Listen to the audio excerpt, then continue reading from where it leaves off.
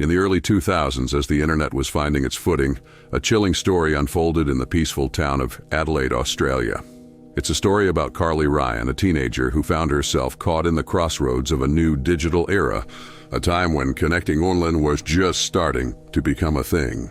Carly's life was playing out when social media was still a fresh concept, like the Wild West of the internet. Back then, it was all excitement and new possibilities, but with it came unforeseen risks that Carly would tragically face. It's not just Carly's story. It's a cautionary tale for all of us navigating the digital world. Let's learn from the past as we explore a time when the internet was still figuring itself out. Her mom paints a picture of Carly as someone open-hearted, always ready with a joke or a smile. Carly's laughter filled the rooms, making her the heartbeat of their home. Her mom, with pride in her eyes, remembers Carly as the entertainer, the kid who made their house feel like the best place on earth. Carly was amazing, compassionate, very loving, very sensitive, just a little sweetheart. When she'd walk in the room, she used to just light up the room and people gravitated towards her. In 2006, Carly Ryan, just 15, is diving into the wild world of social media. We're talking about MySpace, the big player back then, where everyone was hanging out, making friends, and sharing stories. Through the lens of MySpace, Carly's world expanded. She was chatting, connecting, and getting a taste of the digital adventure. Little did she know, amid the friendships and connections, a dark turn was waiting, a twist that would shake not just her world, but the hearts of a whole generation. On MySpace, Carly, the 15-year-old, hit it off with Brandon Kane, a 17-year-old with the same passions. They just clicked, finding tons of stuff they both dug. She said, "Oh, Mum, I've met this really nice guy on the internet and he's friends with all my friends and he loves all the music I love and he loves the things that I'm into and he gives me advice and this is sort of how it all began." Carly and Brandon weren't just pals, their connection went deeper. Sharing interests and caring for each other, their bond grew into something really special, way beyond the digital screen. She found herself spending hours chatting with him, even though Brandon lived in Melbourne, Victoria, almost 8 hours away. Despite the distance, their conversations bridged the gap. As Carly and Brandon's connection deepened on MySpace, Carly's mom, Sonia, couldn't help but feel a tad concerned about the age gap, Brandon being older than Carly. However, nothing seemed out of the ordinary, and in those early days of social media, Sonia, like many, wasn't fully aware of the potential risks. Back then, online predators weren't on the radar as social media was still fresh and new. Sonia, unaware of the digital safety landscape, had no reason to suspect anything in Carly's online world. In January 2007, Carly was buzzing with excitement, planning her 15th birthday party at her home. She was stoked about inviting Brandon, who had initially agreed to come. However, just a day before the big day, Brandon dropped a bombshell that he couldn't make it. A bit bummed but undeterred, Carly was it for a surprise. Brandon's father, Shane, who worked in a security company, he called Sonia and told her that he'd be visiting the town for work and willing to attend Carly's birthday, as Brandon can't make it. The next thing you know, this man turns up in our main street of our town because I didn't want to meet him at our home yet.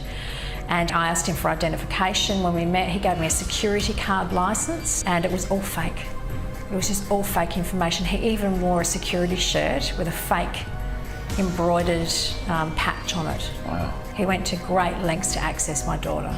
However, at that time, she didn't know about his intentions and thought that the badge that he showed was legit.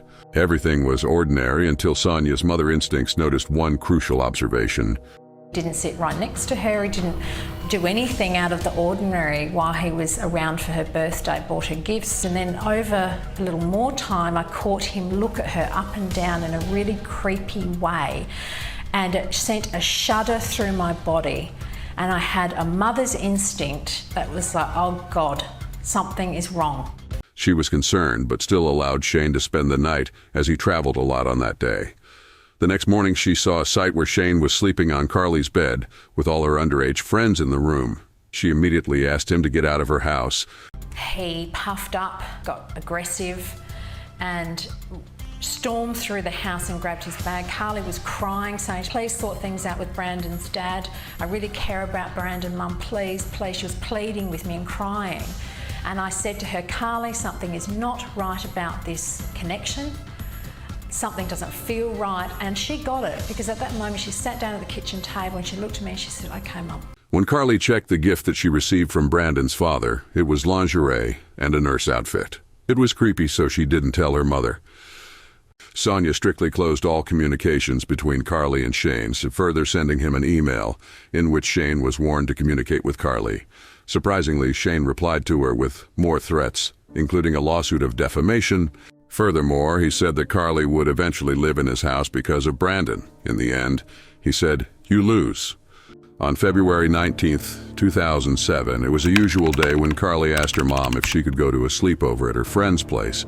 Carly told me she was going to meet her friends in the city, which she always did. They'd jump on the bus together in the hills and go down to the city and hang out. And at about 4 o'clock in the afternoon, she left. She gave me a huge big hug at the door. In fact, she gave me about 4 hugs. And as she skipped off the veranda, she said, "Love you, Mum."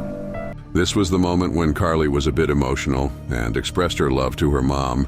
How lucky am I that it wasn't an argument or, that I was telling her off about something. 4 hugs and a skip off the veranda, "Love you, Mum." Little did I know that would be the last words that I'd hear from my daughter. The next morning, some people on the beach reported the body of a young female floating in South Australia, Horseshoe Bay, 80 kilometers away from where Carly lived. At this time, Sonia was consecutively calling Carly, trying to reach her to know her whereabouts, but there was no answer from the other side. Around 10 a.m., a man called Sonia informed her that he had found a purse, which belonged to Carly, and intended to return it to its owner. Sonia, getting increasingly worried, called up Carly's friend's parents, thinking Carly might be at the sleepover. What she heard left her in shock. Carly never showed up. This unexpected revelation sent Sonia into a state of deep concern and confusion about Carly's safety. Worried sick, Sonia didn't waste a moment. She immediately called the police to report Carly missing. Around the same time, the police had received a report of a body matching Carly's description. They asked Sonia to come to Horseshoe Bay, an 80-kilometer drive, to identify the body. Throughout the agonizing journey, Sonia clung to hope, praying that the body they found wasn't her own daughter. However, the body of a young woman was none other than her own daughter. She was raped, bashed, suffocated, and put into the ocean. How did you cope hearing that? Didn't. How would anybody cope hearing that? How would anybody watching cope with hearing that? The suffering is immeasurable, and her suffering, to take the life of an innocent child, is just beyond belief in such a cruel manner. After the gut-wrenching identification of the body, the police swiftly launched into their investigation. Disturbingly, they discovered evidence of a struggle, suggesting that Carly had fought for her life. Her scattered jewelry strewn across the beach told a tale of resistance. Adding to the chilling details, the police found the tip of latex gloves pointing to a premeditated plan. The investigation revealed a total of 19 wounds on her body, with the majority concentrated on her head. On the other hand, the cause of death was determined to be drowning. The investigation took a crucial turn when CCTV footage from cafes and restaurants near Horseshoe Bay was obtained. The footage, recorded around 7 p.m., showed Carly walking towards the ocean accompanied by 2 men, one elderly and the other younger. This was further corroborated by eyewitness accounts. Witnesses also reported seeing a blue car with a security badge marked 24 on it. Sonia shared her interactions with Shane and handed over emails to the police. The investigators, determined to unravel the truth, traced the phone numbers Carly had been in recent contact with. To their surprise, these numbers led them to locations in both Melbourne and Adelaide. However, when they attempted to trace addresses linked to these phone numbers, a disturbing revelation emerged. These numbers were registered to fake profiles. Some of the calls were made from the small suburb called Walkerville. It was just a few miles away from Carly's home. According to some eyewitness accounts, they have seen these 2 men with the same description in the area of Walkerville, with the same car. As the police arrived at the traced address, there parked at the side was the same blue car with a security badge on the window. The car wasn't registered to Shane as expected. Instead, it bore the registration of a 48-year-old father of three, Gary Francis Newman. Swiftly acting on the unsettling discovery, the police arrested Gary Francis Newman. As they combed through his residence, a drawer revealed a trove of disturbing evidence, pages filled with fake names, passwords, and emails. It became chillingly apparent that these were tools he used to lure young girls into his web of deception. It was soon determined that Brandon and Shane were one of the fake profiles that he used. His level of obsession was clear when he was seen online at the time talking to other young girls with one of his fake profiles when he was arrested. His camera was found where there was a photo of him with Carly when he was there at her birthday as Brandon's father, Shane. The other young boy in the footage, it was none other than Gary Francis Newman's 17-year-old son. Shockingly, he had been instructed to play the role of Brandon, one of the fake profiles used to lure Carly. However, his involvement in undetermined. Prosecutors believed that the profile name Brandon was used by both Gary and his son, who was minor at the time. Both identities were kept hidden for fair trial. However, Gary's son identity is still hidden and never revealed. According to prosecutors, Carly was lured and instructed not to inform her mother about the meeting by Gary as Brandon. She had a strong desire to meet Brandon, whom she had believed she was in love with for the past 18 months. Gary then assaulted her when she didn't agree to his advances before forcefully drowning her. 3 years later, justice was served when Gary Francis Newman was found guilty. The court sentenced him to life in prison with a non-parole period of 29 years.